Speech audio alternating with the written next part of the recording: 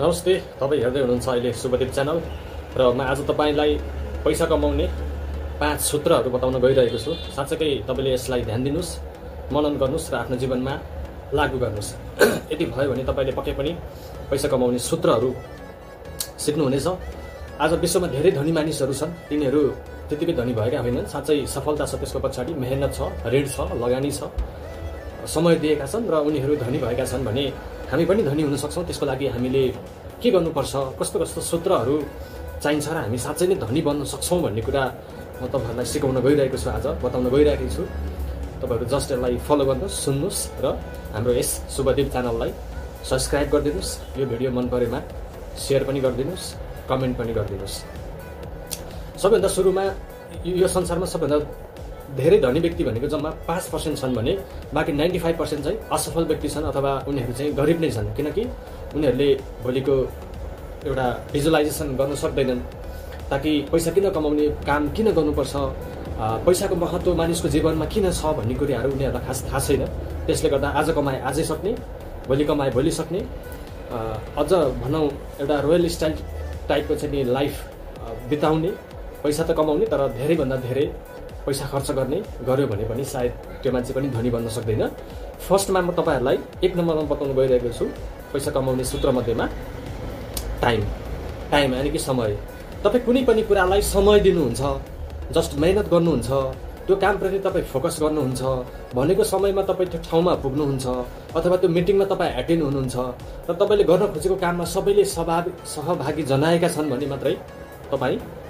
त्यो समयभित्र तपाईले सोचेका कुराहरू र गर्न खोजेका कामहरू पक्कै पनि बन्नेछन्। जस्तै तपाईले एउटा मिटिङ राख्नुभयो आफ्नो स्टाफको साथमा या आफ्नो साथीभाइको साथमा, कुनै पनि काम गर्नको लागि एउटा निर्णय बनाउनु भयो, त्यसको लागि तपाईले मिटिङ राख्नुभयो। मिटिङ त राख्नुभयो तर तपाईले के गर्नु भएन त भन्दा एउटा पङ्क्चुअल टाइम बनाउनु भएन भने पनि मलाई लाग्दैन तपाईले पैसा कमाउन सक्नुहुन्छ, तपाई सफल बन्न सक्नुहुन्छ। त्यसले गर्दा ठिक समयमा तपाई ठिक डिसिजन गर्न सिक्नुस्, ठिक समयमा ठिक निर्णय लिन सिक्नुस् र ठिक समयमा ठिक तरिकाले अगाडि बढ्न सिक्नुस्। अनि मात्र तपाई सही समयमा भनेको कुरा, भनेको काम अवश्य गर्न सक्नुहुन्छ। यो त समय थियो। सेकेन्डमा रहेको छ पैसा कमाउनको लागि पहिला हामीले के गर्नुपर्छ, पैसा नै खर्च गर्नुपर्छ। अब हामीसँग त पैसा छैन, के गर्ने, कसो गर्ने, हाम्रो त ऋण कसैले पनि पत्याउँदैन, लोन कहाँबाट लिने, यी कुराहरू हामीलाई पक्कै पनि आउन सक्छ। यसलाई कसरी म्यानेज गर्ने भन्ने कुराहरू पनि म तपाईलाई थोरै टेक्निक दिन चाहन्छु। पहिलो कुरो, तपाईँ लाइफमा दुईटा कुरा चुज गर्नुहोस्। तपाईँ बिजनेस गर्ने कि वर्किङ गर्ने, यानी कि जब गर्ने कि बिजनेस गर्ने। पहिला तपाईँ जब गर्नुहोस्, किनकि जबबाट तपाईँले धेरै कुराहरू सिक्न सक्नुहुन्छ। काम यस्तो चिज हो जसले चाहिँ तपाईँलाई पैसा पनि दिन्छ, अनुभव पनि सिकाउँछ र तपाईले आफ्नो जीवनमा पाउनुपर्ने कुराहरू, एचिभमेन्ट गर्नुपर्ने कुराहरू अवश्य गर्न सक्नुहुन्छ। त्यसैले गर्दा पहिलो कुरो चाहिँ तपाईँले के गर्नुहोस् त भन्दा काम सिक्नुहोस्। काम सिक्नुहोस्,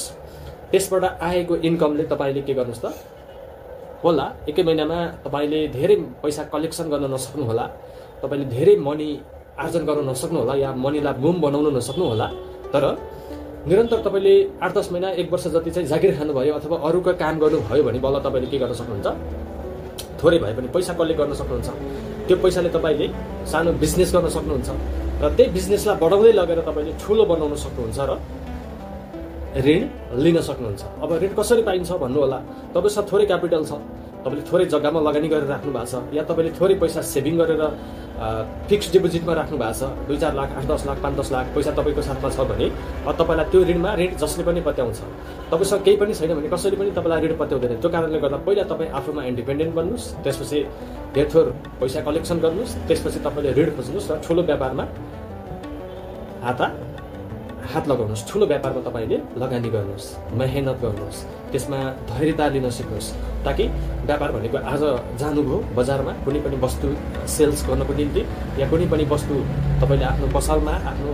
अफिसमा या आफ्नो कम्पनीमा बनाउनु भयो, उत्पादन गर्नुभयो, बेच्न राख्नुभयो, अब आजको आज नै त्यो बिक्री हुँदैन। किनकि यो संसारमा 100% मान्छे मध्येमा तपाईलाई सबैले मन पराउँछ, तपाईको सामान सबैले किनिदिन्छ, तपाईलाई सबैले माया गर्छ भन्ने होइन। किनकि प्रतिस्पर्धा छ बजारमा, एक किसिमको ठुलो च्यालेन्ज छ बजारमा, प्रतिस्पर्धा छ। र त्यो प्रतिस्पर्धालाई कम्प्लिट गर्नको लागि चाहिँ तपाईँले के गर्नु पर्यो त अरूभन्दा फरक तरिकाले निस्किनु पर्यो त्यहाँ अनि मात्रै तपाईँले के गर्न सक्नुहुन्छ त आफूले सोचेको कामहरू गर्न सक्नुहुन्छ ऋणले ऋण तान्छ यानि कि पैसाले पैसा तान्छ चुम्बकले चुम्बक तान्छ होइन फलाम पिट्नलाई फलाम नै चाहिन्छ भनेको जस्तो अनि पैसा कमाउनको लागि पैसाले पैसै तान्छ भनेको जस्तो तपाईँले पनि ऋण लिएर पनि आफूलाई अगाडि बढाउन सक्नुहुन्छ र भोलि सफलताको बाटोमा डराउँदै गएर धेरैभन्दा धेरै पैसा कमाउन सक्नुहुन्छ त्यसपछि रहेको छ काम हो काम यदि हामीले कुनै पनि काम आज गर्न खोज्दैनौँ चाहे तपाईँ बिजनेस गर्नुहोस् चाहे तपाईँ जागिर खानुहोस् यदि तपाईँ काम गर्नै चाहनुहुन्न भने तपाईँ सफल बन्न सक्नुहुन्न यो 100% हो किनभने आज जति पनि यो दुनियाँमा धनी व्यक्तिहरू छन् उनीहरूले काम गरेका छन् तपाईँ हामी जब गर्छौँ 10देखि 12 घन्टाको काम गर्छौँ या 8देखि 10 घन्टाको काम गर्छौँ अनि मसँग त पैसै छैन जति पैसा कमाए सबै पैसा सकियो पैसै छैन भन्छौँ यसरी हुँदैन तपाईँले के गर्नुपर्छ त भन्दा सकेसम्म एकै दिनमा 3 ठाउँमा जागिर खानुपर्छ तपाईँले सक्नुहुन्छ एकै दिनमा 3टा काम गर्नुहोस् या 3 ठाउँमा जागिर खानुहोस् सक्नुहुन्न आफ्नै बिजनेस गर्नुहोस् अब बिजनेस गर्नको लागि पहिला काम सिक्नुपर्छ अनुभव लिनुपर्छ त्यसपछि तपाईँले धेरैभन्दा धेरै कुराहरू लाइफमा एचिभमेन्ट गर्न सक्नुहुन्छ काम कस्तो गर्नुहोस् त भन्दा हार्ड वर्क नै होस् हार्ड वर्किङकै काम होस् तर धेरैभन्दा धेरै पैसा तपाईँले कलेक्सन गर्न सक्नुहोस् अब त्यसमा लेबर हुन सक्ला या चाहिँ नि अन्य नाइट ड्युटीहरू हुन सक्ला या हाई रिस्कको कामहरू हुन सक्ला या डबल आइडिया लगाएर गर्नु पनि काम हुन सक्ला यस्तो कामहरू गर्नुहोस् ताकि भोलि कानुनको नजरभन्दा बाहिर चाहिँ तपाईँ रहनु नपरोस् कानुनले चाहिँ भोलि तपाईँलाई चाहिँ नि तैँले यस्तो गरिस् भनेर तपाईँलाई भोलि अप्ठ्यारोमा नबनाओस् मात्र कुरो के हो त पैसा आउँछ भने तपाईँ 18 घन्टा होइन 24 घन्टा खटिनुहोस् पैसा आउने काममा 24 घन्टा खटिँदाखेरि सायद फरक पर्दैन मेहनत गर्नुहोस् र त्यही अनुसार आफ्नो कामलाई एकदम फोकस गर्नुहोस् अनि मात्रै तपाईँ त्यो कामबाट सफल बन्न सक्नुहुन्छ त्यसै गरी तपाईँले काम त गर्नुभयो काम गरेर कति पैसा कलेक्सन गर्नुभयो त्यो कुरालाई ख्याल गर्नुहोस् साँच्चै हो काम गर्नुभयो 5 वर्ष भयो एउटै क्षेत्रमा 5 वर्ष बिताउनु भयो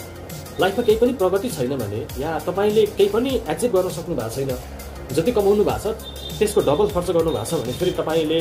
यो नसोच्नुहोस् कि म धनी बन्छु धेरै पैसा कमाउन सक्छु त्यो अवश्य पनि हुँदैन तपाईँले के गर्नु पर्यो त भन्दा त्यसको लागि जब तपाईँले समय दिनुभयो त्यसपछि थोरै ऋण खोज्नुभयो त्यसपछि एउटा काममा लगाउनु भयो या एउटा व्यापारलाई लगाइदिनु भयो त्यो पैसा जति सबै र त्यो पैसाले पैसै तान्छ अघि पनि मैले भनिसकेको छु पैसाले पैसै तान्छ त्यो पैसालाई तपाईँले सही ठाउँमा लगानी गर्नुभएको छ या डबल आउने ठाउँमा तपाईँले चाहिँ राख्नु भएको छ या एसआइपी गर्नुभएको छ या फिक्स डिपोजिटमा राख्नु भएको छ भने त्यो पैसाले पैसै तान्छ र तपाईँलाई एउटा कहाँ पुऱ्याइदिन्छ त भन्दा तपाईँलाई सफलताको बाटोतिर कुदाइराखेको हुन्छ त्यो पैसाले ल आजको लागि भिडियो यति नै मैले तपाईँलाई भने पैसा कमाउने 5 सूत्रहरू पहिलो नम्बरमा समय छ दोस्रो नम्बरमा ऋण छ किनभने समय लगानी गरिसकेपछि तपाईँले काम पाउनुहुन्छ कामलाई तपाईँले युटिलाइज गरेर धेरै पैसा आर्थिक इन्कम गर्न सक्नुहुन्छ आर्थिक इन्कम गरिसकेपछि तपाईँले त्यो पैसालाई के गर्न सक्नुहुन्छ त एउटा ठुलो व्यापारमा लगानी गर्न सक्नुहुन्छ व्यापारले नै तपाईँलाई भोलिको दिनमा सबसे धनीभन्दा धनी व्यक्ति बनाउँछ हो आज काम सिक्नुहोस् अनुभव लिनुहोस् आइडिया लिनुहोस् र भोलिको दिनमा त्यो पैसालाई सही ठाउँमा लगानी गर्नुहोस् तपाईँ पक्कै पनि एक दिन धेरैभन्दा धेरै पैसा कमाउने ठाउँमा पुग्नुहुनेछ र तपाईँले सबै कुरालाई लगानी गरिसकेपछि तपाईँलाई लास्टमा के पाउनुहुन्छ अन्तिममा के पाउनुहुन्छ त भन्दा सफलता तपाईँको हातमा पर्छ कसरी तपाईँ हिजो बेरोजगार हुनुहुन्थ्यो एउटा सहरमा आउनुभयो या एउटा बजारमा आउनुभयो अथवा एउटा काम पाउनुभयो अथवा एउटा व्यापार सुरु गर्नुभयो ऋणै लिएर समय लगानी गरेर साथीभाइको साथमा या एउटा युनिटी एउटा ग्रुप बनाएर काम सुरु गर्नुभयो कुनै पनि काम राम्रो हुँदै गयो त्यसबाट चाहिँ मुनाफाहरू हुँदै गयो मुनाफा हुँदै गइसकेपछि पैसाले पैसा धेरै नै बढ्न थाल्यो धेरै बढ्दै गयो र आज तपाईँसँग पावर छ पैसा छ राम्रो पोस्ट छ तपाईँलाई सबैले सम्मान गर्छ र भोलि कुनै पनि दुर्घटना भएमा या कुनै पनि क्षति भएमा उपचार गर्नको लागि तपाईँसँग पैसा छ स्वास्थ्य बिमा गर्नुभएको छ भने तपाईँले त्यो पैसा जति बेला पनि सही ठाउँमा लगानी गर्न सक्नुहुन्छ तपाईँसँग पैसा छ तपाईँलाई सबैले मान्छन् गुन्छन् तपाईँसँग पैसा छैन कसैले पनि मान्दैन बुझ्दैन त्यो कारणले गर्दा आजैदेखि अहिलेदेखि